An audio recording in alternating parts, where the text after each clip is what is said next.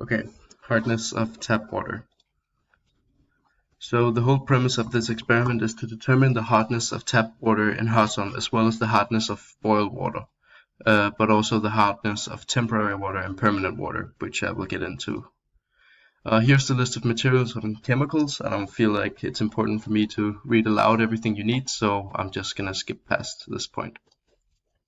So the experimental procedure. First, as you have to with most experiments, you have to make sure that everything is clean and washed with demineralized water, or there can be some failures in the experiment. Then you need to boil enough tap water for the experiment. At least 2 milliliters should be enough to be certain that there is enough, but boil as much as possible. And then cool it down to 35 degrees Celsius. While the water cools, make sure you have all the other materials you need that they're in place, and then you have to fill a burette with EDTA like this, and then you have to zero the burette so that it looks like this with the end with the lower end of the curve touching the zero, like that. While the water, then you have to pour 50 milliliters of tap water into a volumetric cylinder and then pour that into a conical flask. The reason you need to use a volumetric cylinder is so that you get the most accurate amount of milliliters as possible. Instead of you kind of missing or getting 49 or 51, you can get the most accurate result this way. And then you add 2 milliliters of buffer, which basically is just to ensure the efficiency of the indicator. You then put the flask with the tap water and the buffer on a magnetic stirrer with a heater, and then you add a magnet and to keep it stirring and keep the temperature at around 35 degrees, as you can see here. Please note that we've already added the indicator at this point in time. Then very carefully you add a very small amount of the indicator Eriochrome black tea, and the solution in the flask should turn pink, as you can see here, but it is very important that you do not add a lot because it will turn all black and you have to start over. Then, as you can see here, you have to add the EDTA like this. You have to add it very slowly, and the exact moment that the solution turns blue, you have to stop adding anymore and note how much you have already added. As you can see, we realize here that it has turned blue, and we quickly look how much we have used.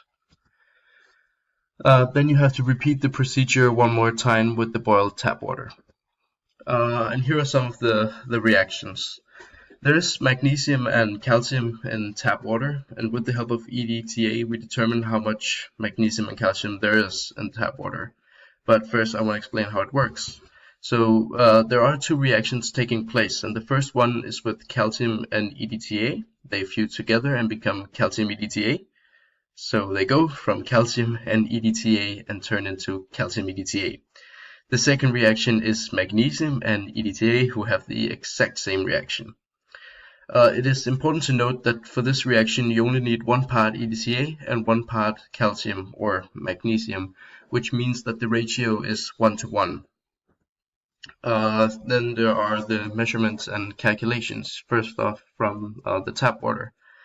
So in this experiment we used 27.4 milliliters of EDTA. That's what we measured on the burette. And then we're going to use this formula right here to determine the concentration.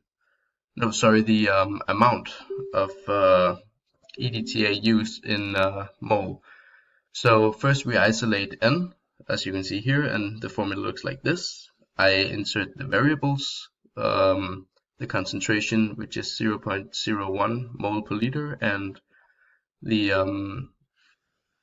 volume, which is 0.0274 liter, and that becomes 0.000274 mole.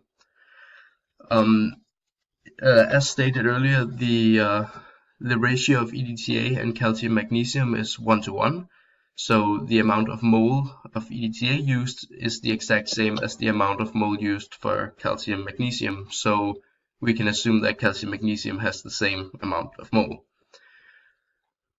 Now the unit is degrees dH. The unit for degrees dH is milligrams calcium oxide per liter.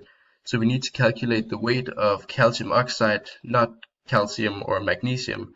So for this instance, we must assume that magnesium has the same properties as calcium, and we will therefore pretend that the magnesium is in fact calcium. So to find the weight, we need to use this formula right here. And we have to isolate the mass, so the formula will look like this. But for this formula, we need the mole count, N, which we already have, and the molar mass, which is easy to find. We just have to add the amount of moles per gram in calcium and then oxide, and then plus them together. And we then insert them into the formula, so the mass is equal to this amount of mole times 56.077 grams per mole, which is equal to 0.0154 grams or 15.4 milligrams. But since we only use 50 milliliters of water and not a liter of water, we have to do some calculations to make sure we have the right amount. Which is just this formula, so we have 307.3 milligrams of calcium oxide per liter instead of per 50 milliliter.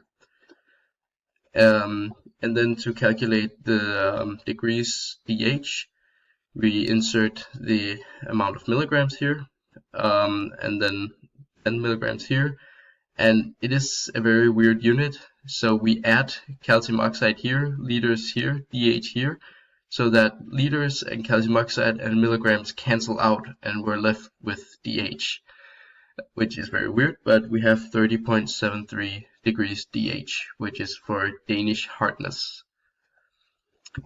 Then I had to do the exact same calculations just with the boiled water. I don't want to walk through that again, so I'm just going to skip ahead to the result, which is 20.74849 degrees dH.